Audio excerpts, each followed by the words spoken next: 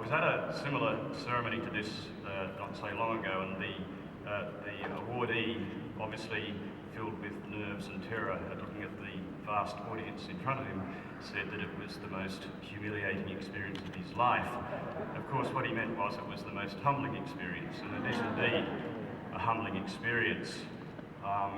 Last night I had dinner with Andy, Lee Ying, and two very special people in my own professional life, Kathy Bailey and Neil Anderson, both former recipients of the James E. Alatis Award. And we figured that between us we had about 150 years of experience as teachers and probably a little more than 100 years of service to the TESOL Association. During that time we met literally hundreds, if not thousands, of colleagues, fellow TESOL members, fellow professionals, each of which would be more than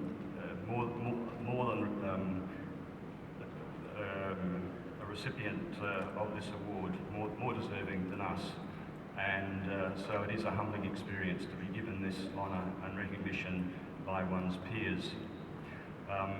Penny, my deepest sympathy and condolences to you and your family. I'd like to just take a couple of minutes to tell a couple of the latest stories.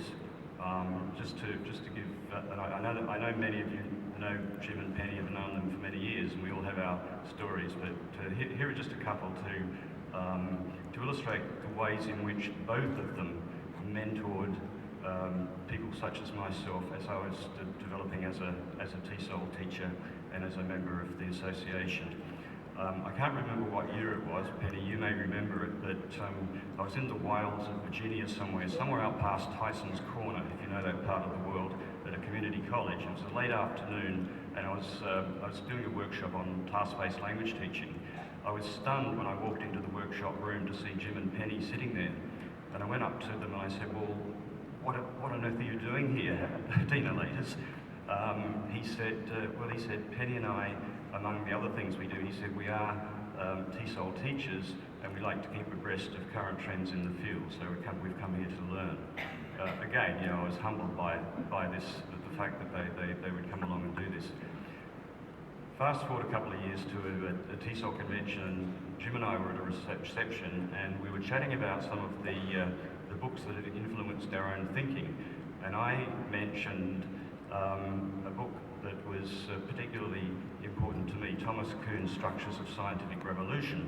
And I was ruing the fact that one of my grad students, as grad students do, had borrowed my book and never returned it. And I was unable to track, it was out of print, and I was unable to track down another copy. The following week, when I returned to Hong Kong, a FedEx package appeared on my doorstep. Inside was a copy of Structures of Scientific Revolution. There was no card, but I had no doubt who it had come from. Again, an indication of Jim's care, concern, and mentoring spirit. I'd just like to finish by reading, I just pulled out some Canadian dollars. Just conclude by reading a short statement to you, which is on behalf of the members of my colleagues on the TIRF board.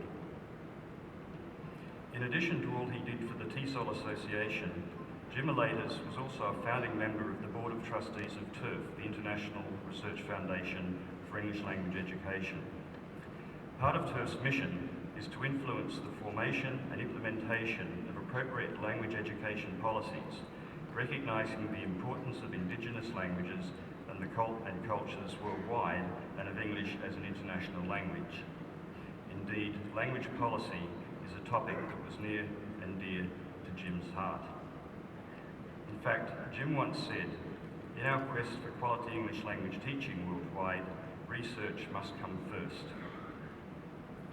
In Jim's memory, and to honour his commitment to research, the TIRF Trustees voted yesterday to establish the James E. Alatis Prize for the best article reporting on research on language planning and policy in educational contexts. Information will be available on TIRF's website. Thank you very much.